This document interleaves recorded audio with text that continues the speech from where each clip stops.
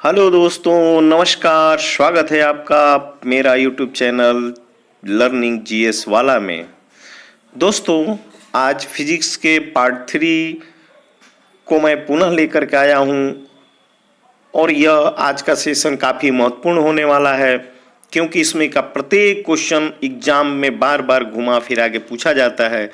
इसलिए सारे प्रश्नों को आप अच्छे से याद कर लीजिएगा और इसे बार बार रिवीजन करते रहिएगा, क्योंकि ऐसे ही प्रश्न आपको एग्जाम में बार बार किसी भी एग्जाम में बैठते हैं तो देखने को मिल जाते हैं। ओके दोस्तों, तो आज हम फिजिक्स के सेगमेंट में अपने पहले क्वेश्चन को लेकर के आते हैं और पहला क्वेश्चन आपके स्क्रीन पर है। किसी भी स्थिर या गतिशील वस्तु की स्थिति और दिशा में तब तक कोई परिवर्तन नहीं होता है। ध्यान रखिएगा, किसी भी स्थिर या गतिशील वस्तु की स्थिति और दिशा में तब तक कोई परिवर्तन नहीं होता है जब तक उस पर कोई बाह्य बल सक्रिय न हो, या यूं कहे कि बाह्य बल कार्य न करता हो। तो यह होता है, क्या होता है? तो पहला नंबर हम ये बताते चलें कि यह तो न्यूटन के गति विषयक सिद्धांत पर आधारित है। और जैसा कि न्यूटन ने गति विषयक 3 सिद्धांत दिए थे, न्यूटन का गति विषयक प्रथम नियम, न्यूटन का गति विषयक द्वितीय नियम और न्यूटन का गति विषयक तृतीय नियम।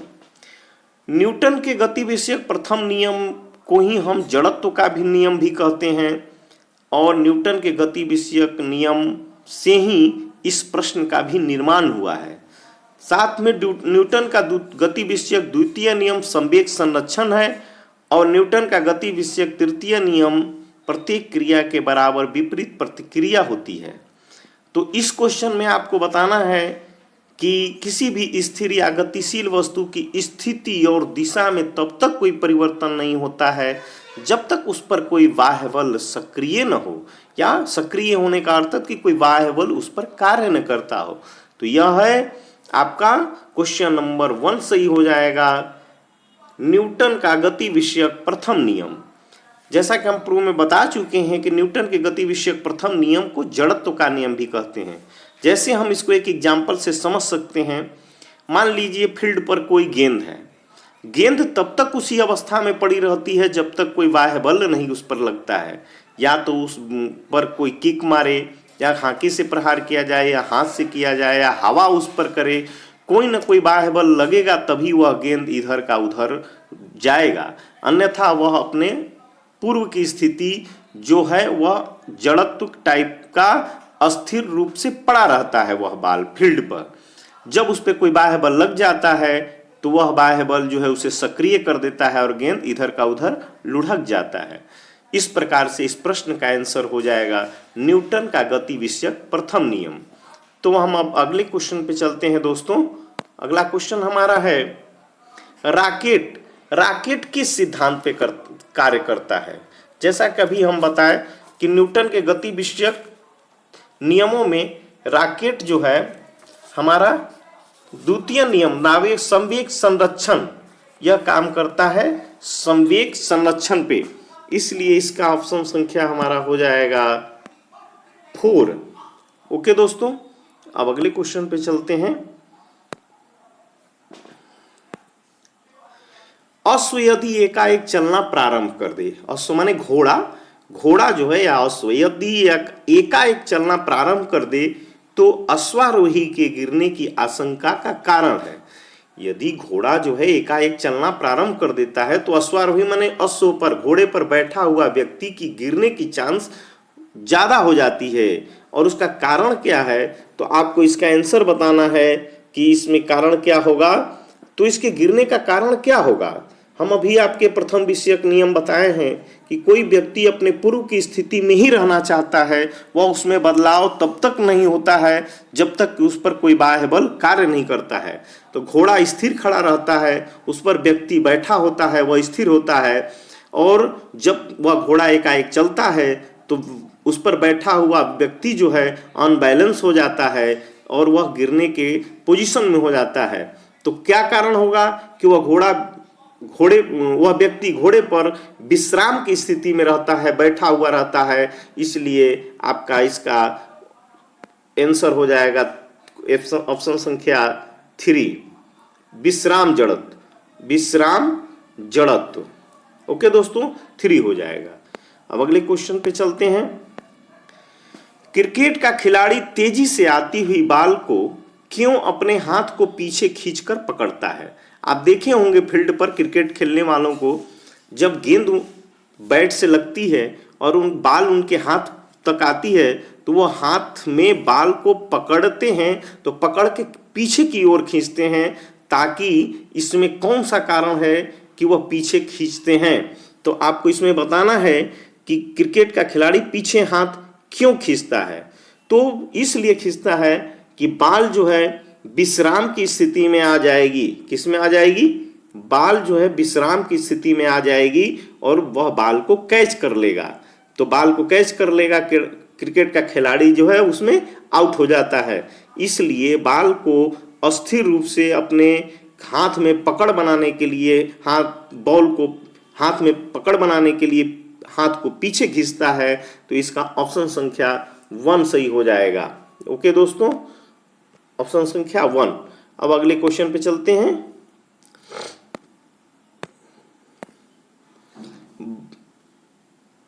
बाल हो गया है, सॉरी दोस्तों, ये जो है बाल नहीं, ये बल होगा। बल, बल, बल,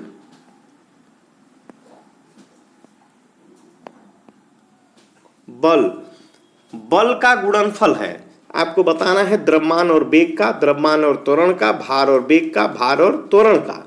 तो यहाँ पर बल जो होता है, बल का गुणनफल द्रव्यमान और त्वरण का होता है, द्रव्यमान और त्वरण का। इसलिए ऑप्शन संख्या 2 सही हो जाएगा।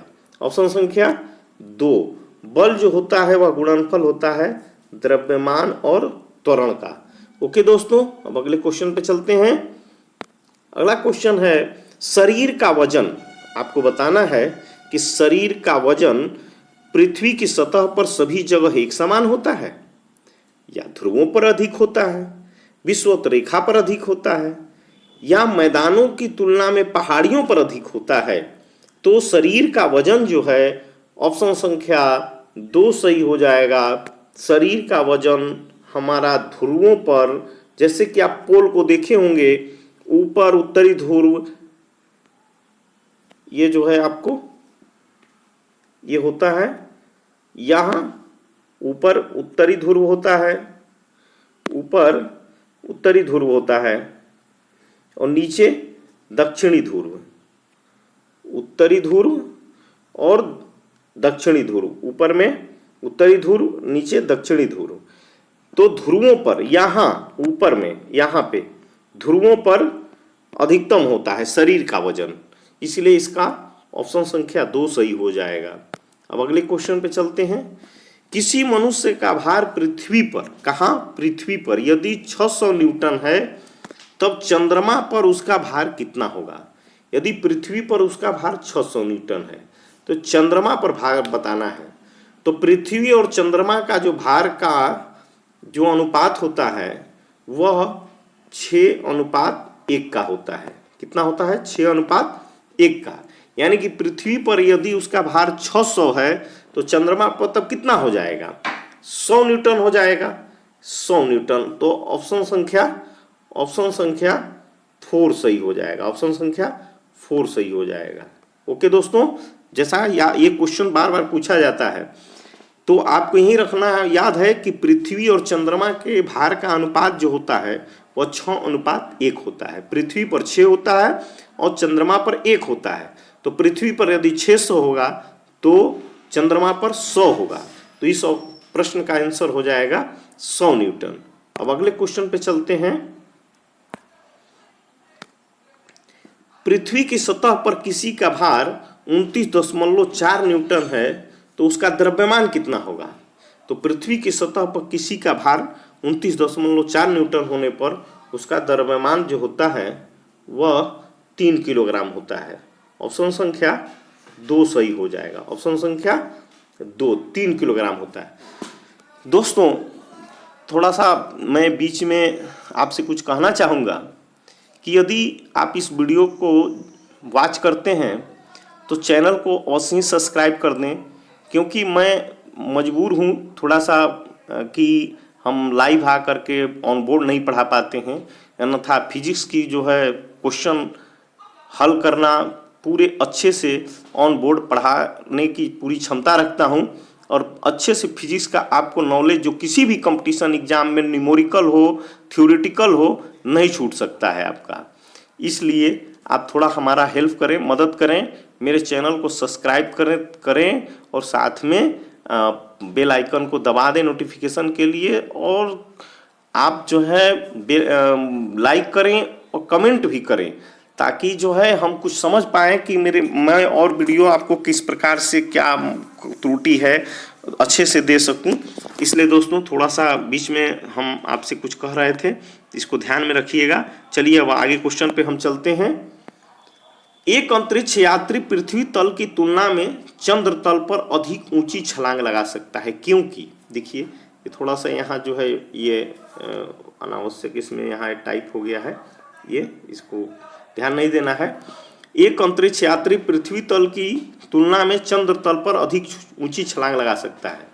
जैसा कि हम बताए हैं, अभी जो है भार जो होता है पृथ्वी और चंद्रमा का तो 6:1 होता है, यानी कि पृथ्वी पर भार अधिक होता है, चंद्रमा पर कम होता है। इसलिए हम जो है चंद्रमा पर जो छलांग लगाएंगे वह थोड़ी ज़्यादा हो जाएगी। तो इसका कारण क्या होता है कि चंद्र तल पर गुरुत्वाकर्षण बल जो ग्रेविटेशन होता है वह पृथ्वी तल की तुलना में कम होता है। हम जानते हैं कि कोई भी चीज़ पर ग्रेविटेशन जितना अधिक होगा, गुरुत्वाकर्षण जितना अधिक होगा, वह वस्तु किसी भी वस्तु को अपने ओर बहुत तेजी से खींचती है। तो पृथ्वी जो होती है वह उसका ग्रेविटेशन गुरुत्वाकर्षण बल ज़्यादा होता है, इसलिए वह किसी वस्तु को तेजी से खींचती है अपनी ओर। तो ऊपर की ओर जाने में उसे कठिनाई महसूस होती है, उसको ज़्यादा बल लगाना पड़ता है। जब ग्रेविटेशन कम होगा तो ऊपर ऊंची छलांग लगाए या ऊपर कुछ फेंकी जाए गेंद आकाश की ओर तो वह तेजी से जाएगा। तो चंद्र तल पर जो है ग्रेविटेशन कम होता है, तो हम जब छलांग लगाते हैं तो वह ऊपर काफ़ी हम लगा देते हैं। इसलिए इसका ऑप्शन संख्या देखिए 2 बार डबल 1 हो गया है, ध्यान रखिएगा। ये चंद्र तल वाला यहाँ क्वेश्चन हो जाएगा हमारा। ये चंद्र तल पर गुरुत्वाकर्षण बल पृथ्वी तल की तुलना में अत्यल्प होता है। चलिए अब अगले क्वेश्चन पे चलते हैं हम। 1 किलोग्राम राशि का वजन आपको बताना है न्यूटन में बताना है।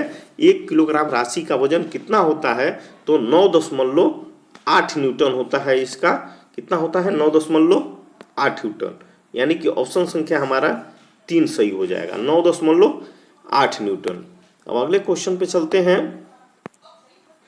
जड़त्व आघूर्ण व कोणीय त्वरण का गुणनफल होता है। जड़त्व आघूर्ण और कोणीय त्वरण का जो गुणनफल होता है वह ऑप्शन संख्या 2 सही हो जाएगा। टार्क में टार्क होता है दोस्तों, कॉपर रेफ, टार्क होता है, तो ये ऑप्शन संख्या 2 सही हो जाएगा। ओके दोस्तों, जड़त्व आघूर्ण और कोणीय त्वरण का गुणनफल होता है। देखिए दोस्तों, इसमें प्रत्येक क्वेश्चन काफी महत्वपूर्ण है और एग्जाम में खूब पूछे जाते हैं, इसीलिए इन क्वेश्चन को हम सिलेक्ट करके आपके सामने लाए हैं ताकि इसका बार बार रिवीजन करें। चलिए अगले क्वेश्चन पे चलते हैं। जल के आयतन में क्या परिवर्तन होगा, किसमें, आयतन में क्या परिवर्तन होगा यदि तापमान 9 डिग्री सेल्सियस से गिरा करके 3 डिग्री सेल्सियस कर दिया जाता है। जल के आयतन में जो तापमान था, जो जल में तापमान था वो पहले 9 डिग्री था और 9 डिग्री से गिरा करके अब उसको क्या कर दिया गया, 3 डिग्री कर दिया गया। तो इसी को पूछ रहा है कि क्या होगा। तो यदि तापमान जो है अधिक से कम किया जाए तो उसके आयतन में क्या परिवर्तन होगा, तो आयतन पहले घटेगा और बाद में बढ़ेगा। इसलिए घटेगा कि 4 डिग्री पर जो होता है उस समय घनत्व तो जल का सबसे अधिक होता है 4 डिग्री पर। तो 9 से 4 जब आएगा तो वह पहले घटेगा और फिर जो है बाद में बढ़ेगा। बाद में बढ़ेगा। जब 4 के बाद 3 पर आएगा तो फिर बढ़ने लगेगा, क्योंकि 4 के ऊपर जो होता है उसके बाद घटने का काम करता है, और 4 से नीचे जब आता है तो आयतन बढ़ने लगता है। तो आयतन पहले घटेगा और बाद में बढ़ेगा, इसलिए इसका ऑप्शन संख्या हमारा 3 सही हो जाएगा। ऑप्शन संख्या 3 सही हो जाएगा। ओके दोस्तों, ये बहुत ही फेमस क्वेश्चन है, ये सब आप ध्यान रखिएगा। अगले क्वेश्चन पे चलते हैं। एक बीकर में पानी पर बर्फ तैर रही है। एक बीकर में पानी पर बर्फ तैर रही है। जब बर्फ पूर्णतः पिघल जाएगी तो बीकर में पानी का तल क्या होगा? भाई बीकर है, उसमें बर्फ डाल दीजिए, बर्फ उसमें तैर रही है। जब उस बीकर में बर्फ पूर्णतः पिघल जाती है तो जो पानी अब था उसमें, पानी में जिसमें बर्फ तैर रही थी, अब वह पानी का तल क्या होगा बर्फ के पिघलने पर? तो बर्फ के पिघलने के बाद भी उस बीकर के पानी में कोई परिवर्तन नहीं आएगा, वह पानी जितना पहले था उतना अब भी रहेगा। तो इसका ऑप्शन संख्या हमारा हो जाएगा 3 सही, उतना ही रहेगा। उसमें क्या होगा? कोई परिवर्तन नहीं होगा, पानी में उतना ही रहेगा। चलिए अब अगले क्वेश्चन पे चलते हैं। जब किसी बोतल में पानी भरा जाता है, जब किसी बोतल में पानी भर दिया जाता है और उसे जमने दिया जाता है तो वह बोतल क्या होती है? टूट जाती है। आप जानते हैं कि पानी जब जमता है तो उसके आयतन में बढ़ाव, माने आयतन फैलता है, यानी कि बढ़ता है। तो जब स्वाभाविक है कि पानी से जब बर्फ बना तो उसका आयतन ज़्यादा होगा, तो अब वह अपने आकार को विस्तृत करेगा तो बोतल टूट जाएगी। बोतल क्या होगी? टूट जाएगी, क्योंकि पानी जो है जमने पर फैलता है। पानी क्या होता है? जमने पर फैलता है। ऑप्शन संख्या 1 सही हो जाएगा। ऑप्शन संख्या 1 सही हो जाएगा। याद रखिएगा, पानी जो है जमने पर फैलता है, इसीलिए बोतल को तोड़ देता है। तो इसका ऑप्शन संख्या 1 सही हो जाएगा। अब अगले क्वेश्चन पे चलते हैं। सड़क पर चलने की अपेक्षा बर्फ पर चलना कठिन होता है, क्योंकि स्वाभाविक है जब हम सड़क पर चलते हैं तो उसमें घर्षण बल अधिक लगता है। भाई उरुखा होता है, खुरखुरा होता है। बर्फ को आप छुइए, देखिए एकदम चिकना होता है, सॉफ्टी होता है। तो घर्षण बल जिसमें अधिक होगा, आप देख उसी में, अब मान लीजिए कि कार है, 4 व्हीलर है, 4 व्हीलर को आप चिकनी सतह पर चलाइए, वह आगे बढ़ेगी ही नहीं। लेकिन उसी को जब हम मिट्टी पे चलाते हैं, सड़क पे चलाते हैं, तो तेजी से भागती है। इसका मतलब कि घर्षण बल चिकने पर कम लगता है, और जितनी खुरखुरी होगी वह ज़्यादा घर्षण बल उसमें लगेगा, तो उसमें तेज चलेगी। उसी को यहाँ कह रहा है कि सड़क पर चलने की अपेक्षा बर्फ पर चलना कठिन है, क्योंकि बर्फ सड़क से सख्त होती है, सड़क बर्फ से सख्त होती है। जब हम अपने पैर से धक्का देते हैं तो बर्फ कोई प्रतिक्रिया व्यक्त नहीं करती। बर्फ में सड़क की अपेक्षा घर्षण कम होता है। तो आपको यहाँ पर बताना है, तो बर्फ में सड़क की अपेक्षा हम जैसे बता चुके हैं कि घर्षण कम होता है। ऑप्शन संख्या 4 सही हो जाएगा। बर्फ में सड़क की अपेक्षा क्या होता है? घर्षण कम होता है। चलिए अब अगले क्वेश्चन पे चलते हैं। एक नदी में चलता हुआ जहाज समुद्र में जब आता है तब जहाज, देखिए यहाँ भी थोड़ा सा पता नहीं कहाँ से टाइप हो गया है, ये जेड आ गया, फिर ये नहीं है, आप ध्यान रखिएगा, कोई बात नहीं है। एक नदी में चलता हुआ जहाज समुद्र में आता है तब जहाज की स्थिति क्या होगी? तो जो है आप जानते हैं, नदी का पानी और समुद्र का पानी में पहले अंतर को समझ लीजिए, बस यही कॉन्सेप्ट है, आप जान जाइएगा कि इसमें क्या मैटर है। नदी का जो है पानी का घनत्व कम होता है। घनत्व क्या होता है? कम होता है, क्योंकि लवणता इसमें कम होती है।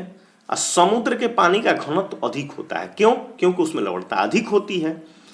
तो घनत्व जब ज़्यादा होगा तो स्वाभाविक है कि उसमें वस्तु डूबेगी नहीं, नीचे पानी के नीचे बहुत कम जाएगी, या अधिक घनत्व होगा तो ऊपर ही रह जाएगी, और घनत्व कम होगा तो वह नीचे जाएगी, पानी के नीचे जाएगी, और जितना घनत्व कम होगा उसके ही नीचे और जाएगी। तो जहाज जब जो है नदी में चलने की अपेक्षा समुद्र में आ जाती है तो उसका जो है स्तर क्या होगा? थोड़ा ऊपर आ जाएगा, क्योंकि घनत्व अधिक है, तो वह थोड़ा जहाज समुद्र में ऊपर आ जाती है। ऑप्शन संख्या 2 सही हो जाएगा। ध्यान रखिएगा, थोड़ा ऊपर, क्यों घनत्व पर निर्भर कर रहा है, घनत्व पर डिपेंड कर रहा है। तो जहाज जो है नदी से जब पानी में आती है तो ऊपर थोड़ी आ जाती है। चलिए अब अगले क्वेश्चन पे चलते हैं। देखिए दोस्तों, अब मेरा आज का ये फिजिक्स का सेशन समाप्त होता है। Thanks for watching, subscribe my channel. आप जो है मेरे चैनल को अच्छा लगे तो सब्सक्राइब कर दीजिएगा दोस्तों। फिर से मैं निवेदन कर रहा हूँ कि मैं चाह रहा हूँ कि ऑन बोर्ड आकर के आपको विस्तृत मैं सभी विषयों का एजुकेशन आपको दूं, ताकि आप अपने कंपटीशन में 100% सफल हों। तो दोस्तों, मैं इसी के साथ अपने सेशन को समाप्त करता हूँ। Okay, thanks.